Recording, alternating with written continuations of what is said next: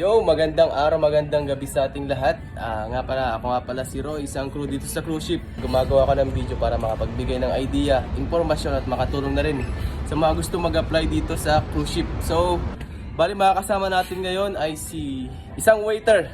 Hihingi tayo ng tips at saka advice kung paano tayo makakapag-apply dito as a waiter or assistant waiter dito sa barko. Bali, makakasama natin ngayon si Boss Marky. Yeah. Boss Marky, kumusta? Ay, kamusta? Nga pala. Balita sa atin dyan. Oh, yun. Pwede mo ba kaming bigyan ng tips o kaya advice kung paano mag-apply bilang waiter dito sa cruise ship? Nga pala, ano nga ba yung in-apply mo dati dito sa cruise ship? In-applyan ko dito, waiter. Pero ang binigay sa akin ay assistant waiter. Direct assistant waiter. Assistant waiter ka na hired, ganun. So, ano naman yung mga dapat na experience or ano yung mga naging experience mo dati bago ka nakasampa dito? Madami akong mga na-experience, mga restaurants, hotels. Kailangan yan. Sa training ground mo yan bago ka makapasok sa cruise ship. Kailangan ba nasa 4 to 5 star hotel ang experience mo para makapasok bilang kailangan yan. waiter dito sa cruise ship? Kasi doon mo malalaman yung mga pagkain, mga international wines, beverage, bago ka pumasok sa international na cruise.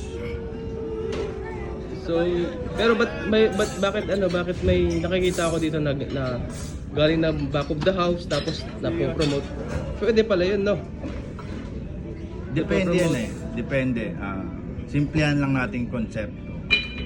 Pagsipagan mo, pagtiyagaan mo, para makuha mo yung rank na matatagumpayan mo. So, ibig sabihin dito sa cruise ship, mabilis yung promotion dito, Boss Marky? Depende rin yan. Lahat yan dumidepende sa bagay. Dumidepende. Depende yan. Kung sisikapan mo, pagtsatsagaan mo ulit, makakamit mo talaga yung pinaghirapan mo. Yan ang sagot ko. So, sabi mo nga kanina, di ba, assistant waiter ka na hired. So, ilang taon or ilang kontrata ka naging assistant waiter bago ka maging waiter? Matagal. 5 years.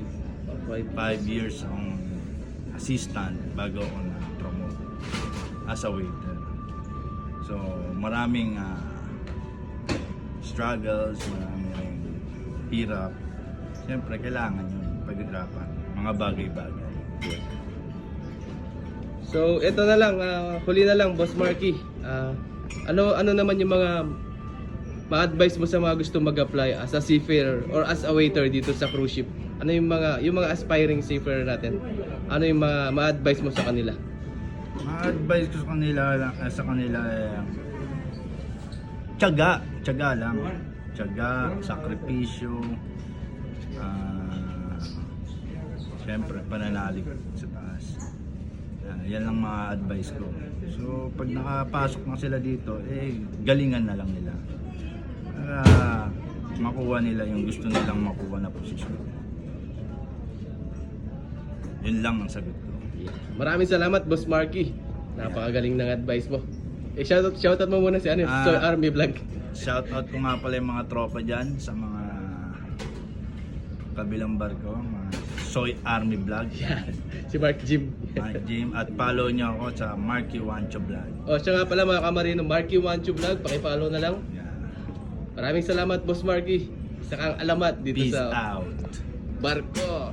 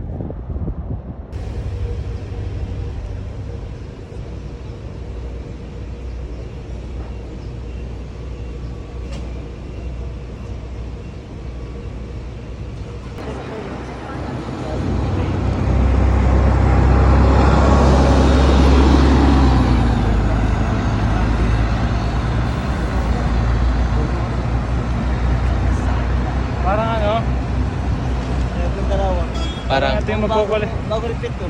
Parang magkukolekta ng basura sa portion mo na yun. Garbage collector. Pero may gangoy oh. Bagay yung bertahan niya, malaki gangoy, di ba? oh. Malapad. Ang gangoy oh.